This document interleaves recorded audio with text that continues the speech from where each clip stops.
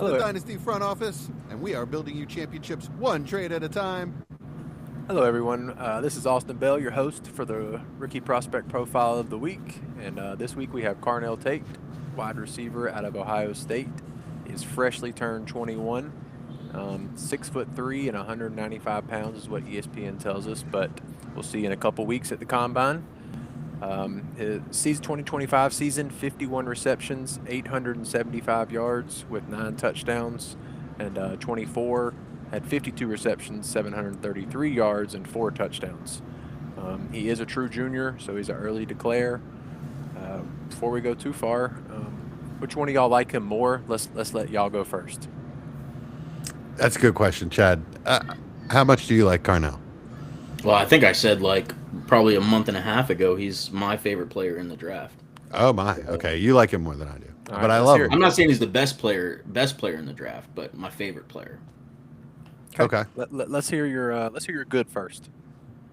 Yeah, I mean, there's so many good things, right? Like, yeah, we can talk about the size, the strength, the body control, the strong hands, how natural he is at the position, right? Nothing feels forced. He really, really, really just gets the ball. So if something's out there for him, he's gonna attack it. Which that's like number one for me. You got to have in a big wide receiver. He plays pretty physical. But for me, the thing that I can't get over is the route running and how quickly he gets out of his breaks and is able to find some separation from corners. It happens in an instant. For his size, I just think you can't really go wrong with a player that can do that. I would agree with, especially the route running for the size. I think that is probably his most impressive trait. Jesse, anything else you want to add to that on the positive side? On the positive side, all right, I'll boil it down for you. Out of all of the wide receiver twos in this class, and there's a lot, he's my favorite. I think that's how I would feel. Okay, I can get behind that statement. I won't get into my negatives because I'm not there yet. Chad, what would you say his biggest flaw is? Probably long speed. Yeah, Okay. top end speed. I was going to ask. I think consensus would be is if he tests high 4.5s, low 4.6s, does it throw you off any with his game? Or No, 4.5 is going to be fine. I mean, okay, 4.5 what if is it's fine. 4.65? Does that Yeah, change totally. it then? yeah, I mean that's a little concerning. Okay. But Okay. I mean we've seen players. If there is a player that is gonna prosper with those kind of metrics, from a combine testing standpoint, it is this kind of player. So it's not something where I'm gonna be like, he's cut from my list here, because we've seen him get separation. We've seen him, create space for himself, which a lot of the prospects that are his size that we've seen fail, that's the one thing they can't do. Right. Okay. Yeah. So, guys, his size, a lot of time, they don't get a separation with that like we, like I was saying about Keon Coleman, wears defenders like a backpack. Yeah, I agree with that. Can What's your go ahead. Can we cut Keon a break? He's had a rough week. He has had a rough Yes. week. I'm We sorry, don't need to Keon. Come pile on, on. Jesse. I actually do feel bad for him because he actually does seem like a genuinely pretty nice guy. So. Yeah. We could have used Xavier Leggett. I would have been totally fine with that. He There's so hasn't many- had a You're right. he hasn't You're right. had a rough enough week. We can go ahead and The add Patriots something. wide receiver, I've like dug him out of my mind. Javon Kyle Baker? Williams. No, Kyle Williams No. separates. Javon Baker, No, not Javon Baker. which is the also one they true took. there, but- The one Oh, they took Polk. first. Jalen No, Polk. not Polk. Or before that. The problem is you can keep naming all the bad receivers that Yeah. the Patriots have drafted, and they're probably accurate. It's gonna bother me now because this dude was All right, you look that up. really highly thought of in dynasty circles. You look that up, and I want to talk a little bit about what kind of player that Carnell Tate is. So, people are going to comp him to T. Higgins, Drake London, the bigger, smoother wide receivers, and I agree with that. There's a difference, though, with a player like Tate because he's an Ohio State player. Like, I don't love scouting helmets or programs or whatever, but we know that wide receivers coming out of Ohio State are going to be polished and smart football players, and that's what he is. You see it on the field. You see it on the film. It's very easy to spot. He doesn't just win because of his physical attributes. He sets he sets defenders up, and that's one thing that makes me not worry about his long speed as much because he knows how to get open and run a deep route, as they say. My man, look at you. I am impressed. He'll be technically sound and won't necessarily have to always, he's not gonna win on those deep routes at the percentage that you want, but he will be effective, like I said, because of the technical part of his game. So I just think that he is, as an athlete, smoother than Drake London, smoother than T. Higgins. He doesn't really have like when it comes to the short intermediate game, he doesn't really have a flaw. I would say his contested catch, I mean, his hands are ridiculous. He doesn't drop anything, but Drake London is like truly special at that. So maybe he's not as elite at that trait as Drake London, but he's just a better player. He's just a better football player than either one of those guys. As a prospect. Okay. Oh, I don't agree with that. I'm not going to say that he's a better football player than T. Higgins after 5 years in the NFL, but he's a better prospect certainly than Drake London coming out. Oh, gosh. Then I think T. Yeah, I think very, very highly of Carnell Tate. I do see him though as just a high end wide receiver too. Yeah, I really that can have spike years that are wide receiver 1 years. That's like my likely outcome for him. His floor is so high, and obviously anyone can fail, but this is the type of player that you would never expect to fail. I don't. There is a chance, right, that in a Drake London way that he becomes an alpha, but I don't know if he's quite that kind of dog. What do you think? I disagree. You disagree? Okay. I disagree. I mean, here's the thing about guys like Carnell Tate. It's super easy to get lost in like some of the things that he does really, really well that aren't as flashy, right? Like the run blocking, extremely good run blocker. Never drops a pass. I think he didn't drop any passes last season. No, right? I think he had a drop. Yeah. He also does the flashy stuff like the contested catches. I think he was above 85% contested catches this past season. So it's one of those things where like I think it depends on what you're focusing on, right? Because he does so many things so well. Long speed is the one thing. Like I said, that's the one gripe about him. But when you can get open, if a team uses him correctly, if they use him on the short and intermediate game, and they let him be the bigger bodied bully that doesn't have to be a primary X running verticals all day long. I think he's an alpha wide receiver. I think he's a wide receiver 1 for somebody. Right on. But it just depends on the role he gets, right? Like if they're gonna say, okay, this is our big X who's just gonna run vertical routes all day, then it's just not gonna work for me. As far as him being a primary wide receiver. Yeah, I mean, if he gets used the way Puka is used with the Rams, he will smash. They got those intermediate over the middle in breaking routes. He'll be so good at that. He literally fit on any team in the NFL. Like look at the AFC. Look at the AFC East. He fits perfectly on every single team in the AFC East. Just think about it. With the Bills, Josh Allen is exactly what they need. With Drake May, exactly what they need. As a complement to Jalen Waddle, perfect complement to Jalen Waddle, right? Speed guy on the other side. Both of the guys can move around the formation. And with the Jets on the other side of Garrett Wilson. Yeah, it's going to be interesting to see like the usage, right? Because I think the one safety that you have drafting Carnell Tate in your rookie draft is knowing that the draft capital is going to be so high that if a team is taking him, they expect him to be their one, unless it's like the Giants who have Malik Neighbors. But even in that scenario where Malik Neighbors is kind of that guy that can be moved around the formation, Tate only played in the slot 10% this past season. A little bit over 10%. So it's not like he's going to be a guy that is moved around. If you have a player like that, he is going to be on the boundary a lot more. But I think the role is going to be so so vast. Like there's going to be so many different things he's asked to do. It's going to be really hard to keep track of him. I can't say enough good things about him. Like I said, my favorite prospect in the class. Yeah, you guys have both said that you like the fit with the Giants. To me, I'd rather see him somewhere where he can command more targets. I just want him beside Alpha personally. I think to me that's what fits his game, and maybe part of that's because watching him beside Jeremiah Smith or across from Jeremiah Smith makes it feel like that's what he's good at. But it worries me a little bit that he doesn't see the defensive coverage slide to him ever in college, and I would love to see that, but we're not going to get to until he's in the NFL. So.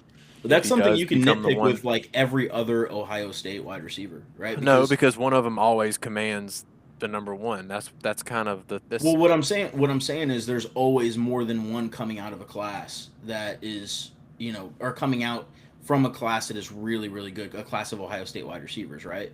Like they always have a group of guys who are capable of being high-end wide receiver prospects. So I don't think it's fair to say, just because a guy wasn't afforded the opportunity to do it doesn't mean he can't do it. I think he has all of the intangibles to be that kind of player.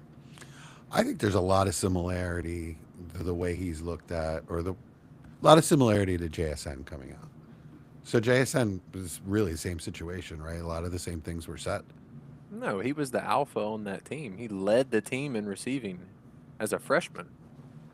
Yeah, but he had all those other wide receivers around him. It wasn't dominated targets. It wasn't his last year till his last year, right?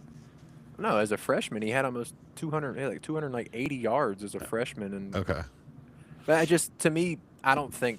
I guess my next question would be: how would you view him compared to Egbuka?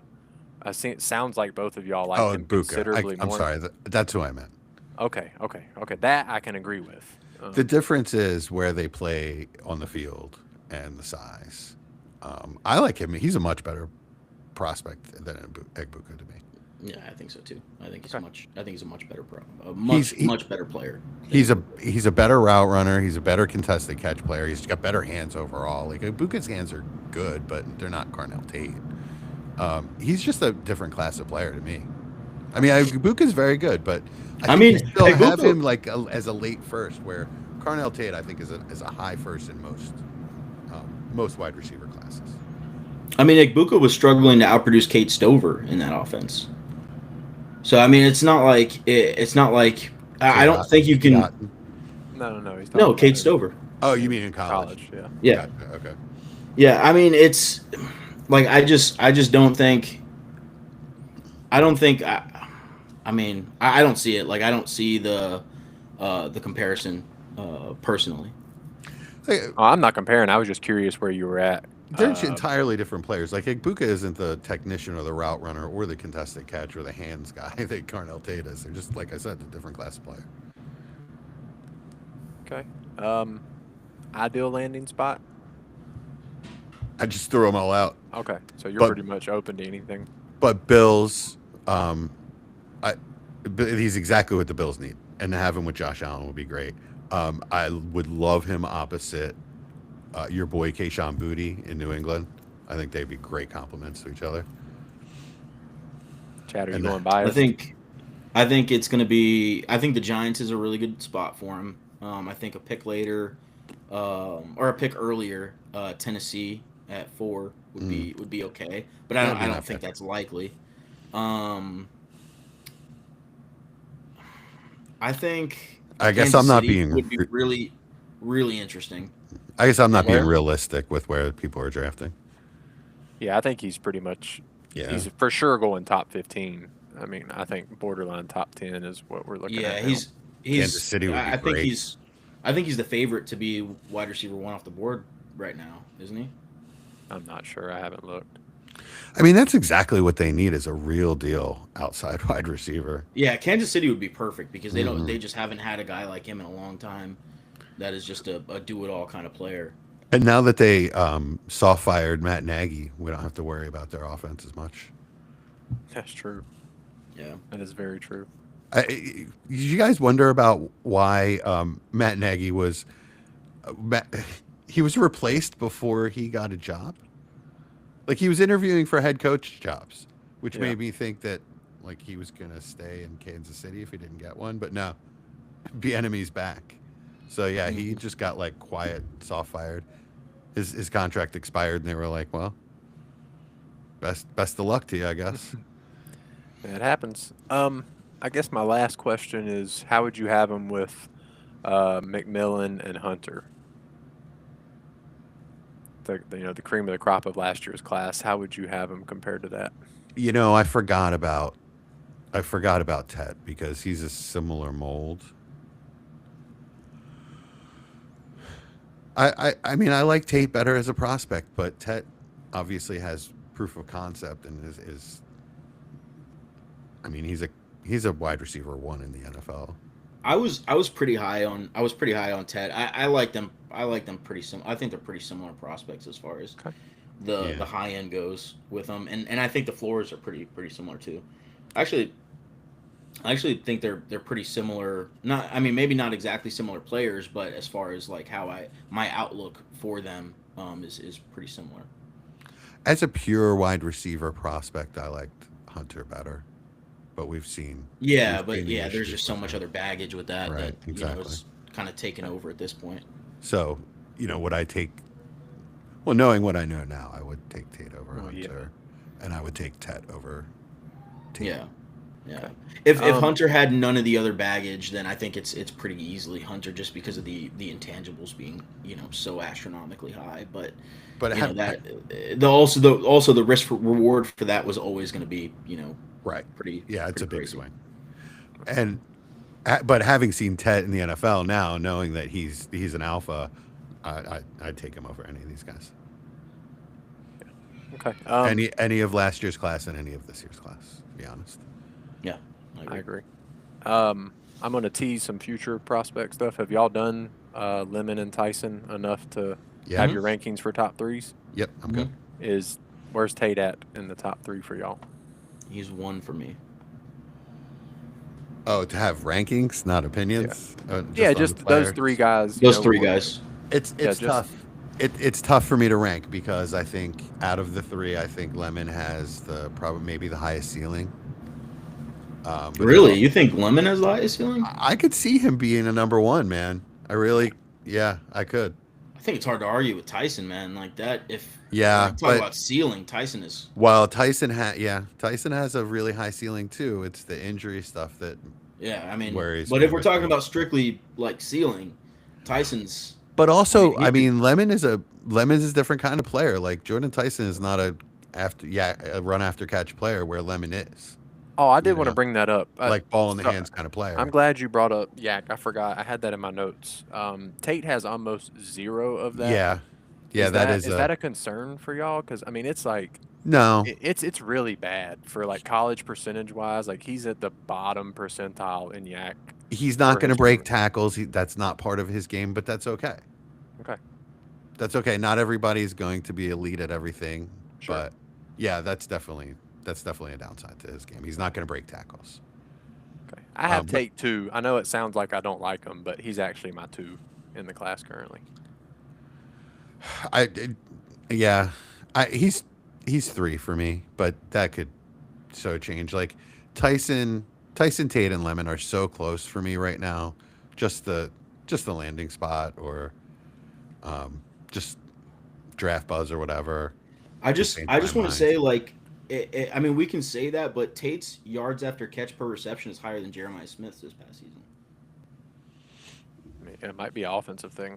Yeah, it's it's not much higher, but it is higher than Jeremiah Smith. Yeah, I'll go ahead and say Lemon's easily my 1. It's not even really that close for me. He's in his own tier. He's in his own tier. Wow. See, I like Tyson the best out of all these guys because I have a type. Like Tyson is like the big, busty blonde to me. He's my type. I'm a brunette guy, so that makes sense. Okay, yeah, it does. Right, and then see Tate. To me, Tate is the girl next door. She's the safety. You know, if you strike out with the hot blonde, you go for. The problem with what the girl next door is that you can't acquire. That's the thing. Yeah, I mean they are totally different, which is kind of what's cool about these three guys. Is it's really just like pick your flavor because Yeah, that's what I'm struggling with. You know, once I see the testing and you know where they go and how much I like the fit is probably going to determine the order. See, I would put Tyson as the redhead I see what you're saying. because like Fiery. if you find the right redhead, like it's tough to beat. Yeah, And then like I'm fine with Tate being the but the combustible. blonde. Yeah. But yeah, that's our 2026 rookie prospect profile of the week. That's it. We are going. Yep, that was it. We did far enough on that. Next week we're going with Kenyon Sadiq. Get to go in the tight end, maybe tight end one of the class. Nice, maybe. All right, yeah, I'm excited for Sadiq too. I'm watching him. Ladies and gentlemen, welcome to the front office. The lights are low, the boards are lit, and the Dynasty clock is ticking. From the heart of the startup draft to the championship throne, one crew rules the long game. Give it up for the undisputed architects of empire.